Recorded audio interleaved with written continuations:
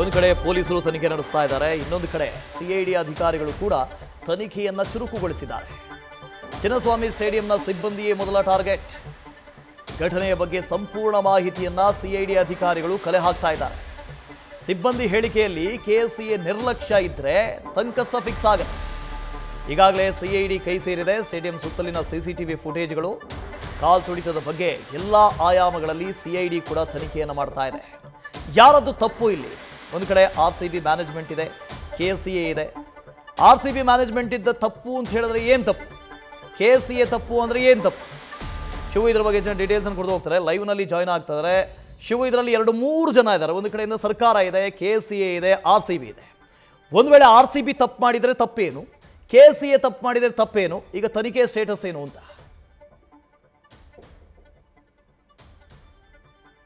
ವಾಸು, ಚಿನ್ನಸ್ವಾಮಿ ಕಾಲ್ ತುಳಿತ ಪ್ರಕರಣಕ್ಕೆ ಸಂಬಂಧಪಟ್ಟಂತೆ ಸದ್ಯ ಸಿಐಡಿ ಅಧಿಕಾರಿಗಳು ತನಿಖೆಯನ್ನು ಚುರುಕುಗೊಳಿಸಿರುವಂಥದ್ದು. ಸಿಐಡಿ ಡಿವೈಎಸ್ಪಿಗಳಾದಂಥ ಮೋಹನ್ ಹಾಗೂ ಪುರುಷೋತ್ತಮ್ ಜೊತೆಗೆ ಸಿಐಡಿ ಸ್ಪೆಷಲ್ ಎನ್ಕ್ವೈರಿ SP ಶುಭನ್ವಿತಾ ತಂಡಕ್ಕೆ ಇಡೀ ತನಿಖೆ ಉಸ್ತುವಾರಿಯನ್ನು ಕೊಟ್ಟಿರುವಂಥದ್ದು. ಯಾವಾಗ 4 ಜನ ಆರೋಪಿಗಳು ಅರೆಸ್ಟ್ ಆಗಿ ನ್ಯಾಯಾಂಗ ಬಂಧನಕ್ಕೆ ಒಳಗಾಗಿದ್ದಾರೆ. ಅದರಲ್ಲಿ ನಿಖಿಲ್ ಸೋಸ್ಲೆ ಜೊತೆಗೆ ಕಿರಣ್ ಸುಮಂತ್ ಹಾಗೂ DNA ಉಪಾಧ್ಯಕ್ಷ ಆಗಿರುವಂಥ ಸುನಿಲ್ ಮ್ಯಾಥ್ಯೂ 4 ಜನ ಸದ್ಯ ಬೆಂಗಳೂರಿನ ಪರಪ್ಪನ ಅಗ್ರಹಾರ ಜೈಲಿನಲ್ಲಿ ನ್ಯಾಯಾಂಗ ಬಂಧನದಲ್ಲಿದ್ದಾರೆ. ಅವರನ್ನ ನಾಳೆ ಅವರ ಅಂಡರ್ ಟ್ರೈಲರ್ ಪ್ರಿಸನರ್ ನಂಬರನ್ನು ಮೆನ್ಷನ್ ಮಾಡಿ ನಾಳೆ ಬೆಂಗಳೂರಿನ 41 ACJM ನ್ಯಾಯಾಲಯಕ್ಕೆ ಬಾಡಿ ವಾರೆಂಟ್ ಅನ್ನು ಸಲ್ಲಿಕೆ ಮಾಡಿ 4 ಜನರನ್ನ ವಶಕ್ಕೆ ಪಡ್ಕೊಂಡು ವಿಚಾರಣೆ ಮಾಡುವಂಥ ಕೆಲಸವನ್ನು ಮೊದಲಿಗೆ ಸಿಐಡಿ ತನಿಖಾ ತಂಡ ಮಾಡುವಂಥದ್ದು. ಇದಕ್ಕೆ ಸಂಬಂಧಪಟ್ಟಂತೆ ಈಗ ಆಲ್ರೆಡಿ ಬಂಧಿತ 4 ಜನ ಆರೋಪಿಗಳು ಕಬ್ಬನ್ ಪಾರ್ಕ್ ಪೊಲೀಸರ ವಿಚಾರಣೆಯಲ್ಲಿ ಕೊಟ್ಟಿರುವಂತಹ ಹೇಳಿಕೆ ಕಾಪಿ ಜೊತೆಗೆ ಅವ್ರ ಮೇಲೆ ದಾಖಲಾಗಿರುವಂತಹ FIR ಪ್ರತಿ ಜೊತೆಗೆ ಬೇರೆ ಬೇರೆ ಕಡೆ ದಾಖಲಾಗಿರುವಂತಹ ದೂರುಗಳು ಸೇರಿದಂತೆ ಇದುವರೆಗೂ ಪ್ರಕರಣದಲ್ಲಿ ಕಬ್ಬನ್ ಪಾರ್ಕ್ ಪೊಲೀಸರು ಯಾವೆಲ್ಲ ತನಿಖೆಯನ್ನ ಮಾಡಿದ್ದಾರೆ ಅದರ ಕೇಸ್ ಫೈಲ್ ಅನ್ನ ಸಿಐಡಿ ಅಧಿಕಾರಿಗಳು ತಗೊಂಡಿದ್ದಾರೆ. ಜೊತೆಗೆ ಘಟನೆ ನಡೆದಂತಹ ಸ್ಥಳ ಚಿನ್ನಸ್ವಾಮಿ ಸ್ಟೇಡಿಯಂನ ಸುಮಾರು 11 ಗೇಟ್ಗಳೇನಿದೆ.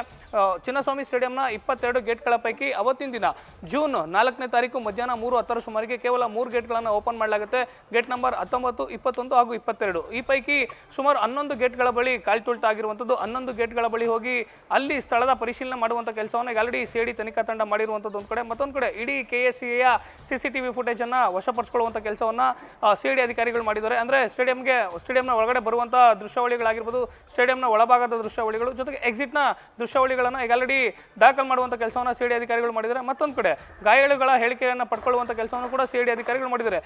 ಈಗ ಆಲ್ರೆಡಿ ಕಬ್ಬನ್ ಪಾರ್ಕ್ ಪೊಲೀಸರಿಂದ ಬಂಧಿತರಾಗಿರುವಂಥ 4 ಜನ ಆರೋಪಿಗಳನ್ನು ವಿಚಾರಣೆ ಮಾಡೋದ ಹೊರತುಪಡಿಸಿದ್ರೆ ಪ್ರಕರಣದಲ್ಲಿ ಭಾಗಶಃ ಉಳಿದ ಎಲ್ಲ ಆಯಾಮಗಳಲ್ಲೂ ಕೂಡ ಸಿಐಡಿ ಅಧಿಕಾರಿಗಳು ಒಂದ್ ಕಡೆ ತನಿಖೆಯನ್ನು ಮಾಡ್ತಿದ್ದಾರೆ. ಮತ್ತೊಂದು ಕಡೆ KCA ಪ್ರಧಾನ ಕಾರ್ಯದರ್ಶಿಗಳು ಹಾಗೂ ಖಜಾಂಚಿ ಆಗಿರುವಂತಹ ಜೈರಾಮ್ ಹಾಗೂ ಶಂಕರ್ ಏನಿದ್ದಾರೆ ಇವ್ರಿಗೂ ಕೂಡ ವಿಚಾರಣೆಗೆ ಕರೀಲಿಕ್ಕೆ ಆಲ್ರೆಡಿ ನೋಟಿಸ್ ಕೊಡ್ಲಿಕ್ಕೆ ಸಿದ್ಧತೆಯನ್ನು ಮಾಡ್ಕೊಂಡಿರುವಂಥದ್ದು. ನಾಳೆ ಕೂಡ ಜೈರಾಮ್ ಹಾಗೂ ಶಂಕರ್ ಅವರಿಗೆ ನೋಟಿಸ್ ಅನ್ನು ಕೊಡ್ಲಿಕ್ಕೆ ಸಿಐಡಿ ಅಧಿಕಾರಿಗಳು ಸಿದ್ಧತೆಯನ್ನು ಮಾಡ್ಕೊಂಡಿದ್ದಾರೆ. ಯಾಕಂದ್ರೆ ಈಗ ಆಲ್ರೆಡಿ ಕಳೆದ 2 ದಿನಗಳ ಹಿಂದೆ ಅವರು ಹೈಕೋರ್ಟ್ ಒಂದು ಆದೇಶವನ್ನು ಕೊಟ್ಟಿತ್ತು, KCA ಪದಾಧಿಕಾರಿಗಳ ಮೇಲೆ ಬಲವಂತದ ಕ್ರಮವನ್ನು ತಗೊಳ್ಬಾರ್ದು. ಆದ್ರೆ KCA ಪದಾಧಿಕಾರಿಗಳು ಅಗತ್ಯ ಬಿದ್ದಲ್ಲಿ ಸಿಐಡಿ ಪೊಲೀಸ್ ತನಿಖಾ ತಂಡ ಏನಿರುತ್ತೆ ಅದಕ್ಕೆ ಸಂಬಂಧಪಟ್ಟಂತ ಸೂಕ್ತ ಸಹಕಾರವನ್ನು ಕೊಡಬೇಕು ಅಂತೇಳಿ ಹೈಕೋರ್ಟ್ ಹೇಳಿದಂತ ಹಿನ್ನೆಲೆಯಲ್ಲಿ ಒಂದ್ ಕಡೆ KCA ತನಿಖಾ ತಂಡಕ್ಕೂ ಕೂಡ ನೋಟಿಸ್ ಅನ್ನು ಕೊಡ್ಲಿಕ್ಕೆ ಸಿದ್ಧತೆಯನ್ನು ಮಾಡ್ಕೊಂಡಿದ್ದಾರೆ. ಮತ್ತೊಂದು ಕಡೆ ಇಡೀ ಪ್ರಕರಣದಲ್ಲಿ RCB ಮ್ಯಾನೇಜ್ಮೆಂಟ್ ನ ಪಾತ್ರ ಏನು ಅಂತೇಳಿ ನೋಡ್ತಾ ಹೋದಂತ ಸಂದರ್ಭದಲ್ಲಿ ಜೂನ್ 3ನೇ ತಾರೀಕು ಯಾವಾಗ RCB ತಂಡ IPL ಅನ್ನ ಕಪ್ಪನ್ನ ಗೆಲ್ಲುತ್ತೆ ಆಗ ಪೋಸ್ಟ್ ಅನ್ನ ಮಾಡ್ತಾರೆ. ವಿಕ್ಟರಿ ಪೆರೇಡ್ ಇದೆ, ಫ್ರೀ ಪಾಸ್ ಅನ್ನ ಕೊಡ್ತೀವಿ, ಗೇಟ್ ನಂಬರ್ 3, 4 ಅಂತೇಳಿ ಪರ್ಟಿಕ್ಯುಲರ್ ಆಗಿ ಹೇಳಿರ್ತಾರೆ.